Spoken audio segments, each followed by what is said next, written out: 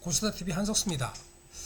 오늘은 25년도 5월 27일, 그러니까 내일 날짜네요. 내일 5월 20일부터 시행되는 전세계약 전 임대인 정보 사전 확인이 가능해진다라는 제목으로 국토부에서 발표한 내용이 어떤 내용인지, 임차인한테 어떤 혜택이 있는지 한번 확인해보는 시간을 갖도록 하겠습니다.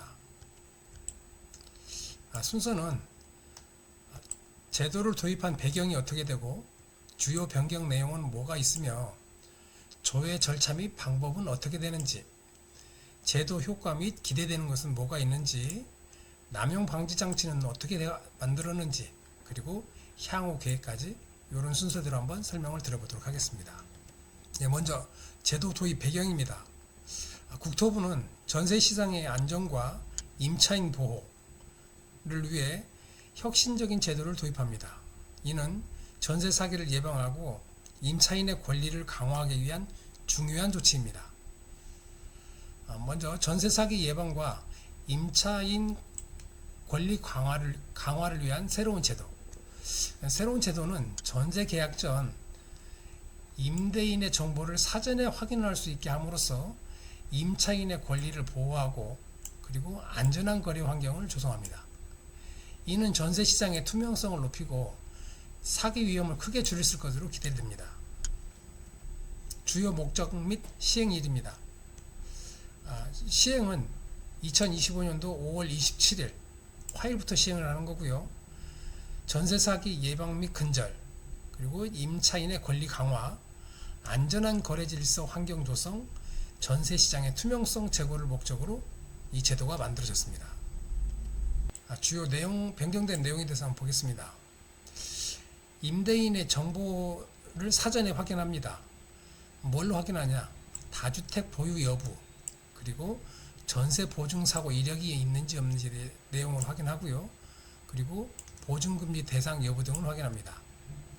다주택자, 주택수가 많으면은 사고 날 확률이 높으니까 다주택자인지 아닌지 확인하고, 전세 보증 사고 이력이 있는지 확인하며 보증금지 대상인지 확인하고요. 객관적인 임대인의 정보를 제공한다는 얘기입니다. 그리고 임차인의 권리 강화, 임대인의 동의 없이 정보 조회도 가능합니다. 예비 계약 단계부터 정보 조회가 가능합니다. 그리고 임대인의 동의는 불필요하고요.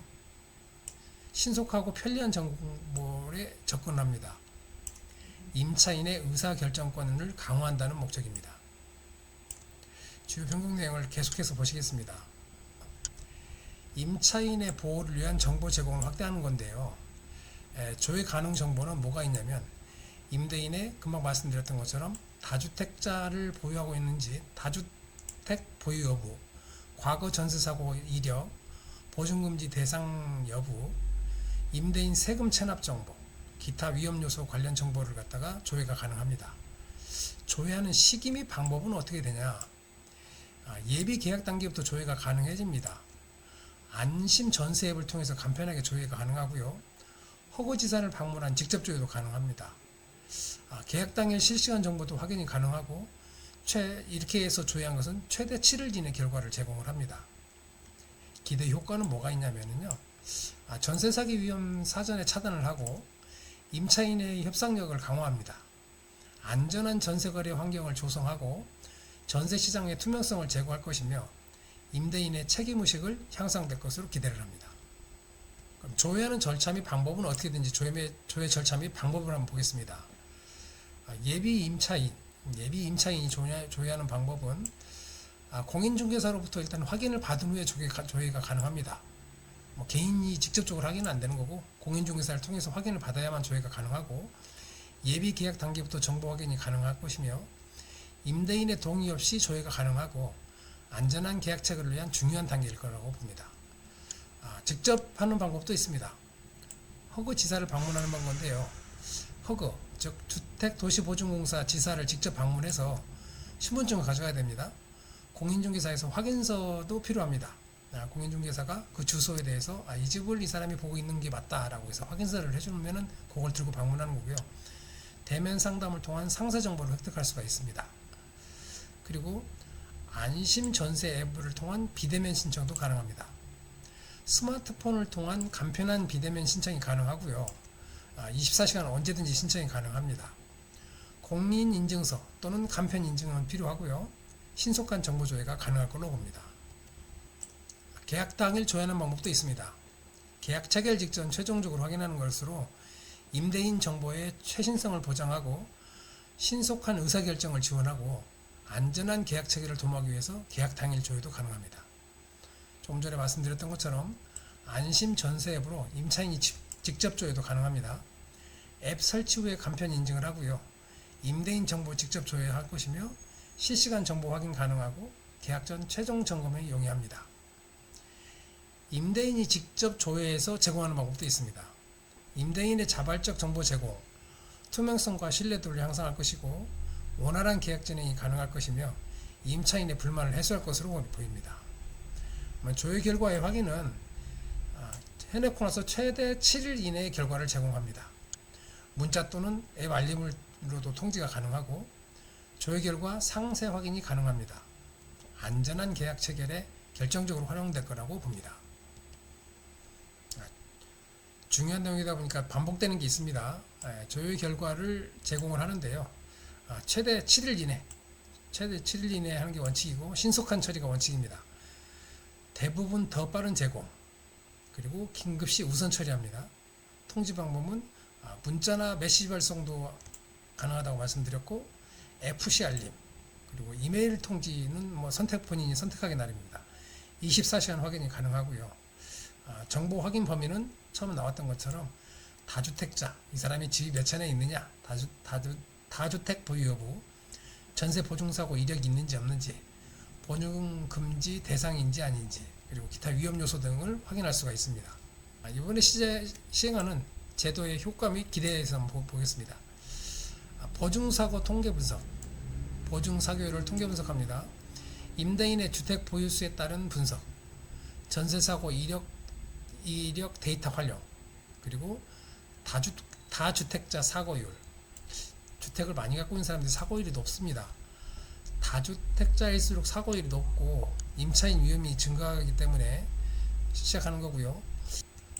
보유주택 수별 사고율이 1, 2호 갖고 있는 분들이 한 4%, 3에서 10% 정도 갖고 있는 분들이 10.4%, 그리고 10에서 50% 정도 갖고 있는 분들이 약 46% 정도의 사고율이 있었고 50%를 초과하는 분들은 62.5% 정도의 사고율이 있었습니다. 그래서 주택 수를 얼마나 많이 갖고 있느냐에 따라서 안전하지 않다라는 것을 볼 수가 있어서 일단 주택 수가 몇 채나 되는지를 갖다 확인한다는 얘기인 거고요.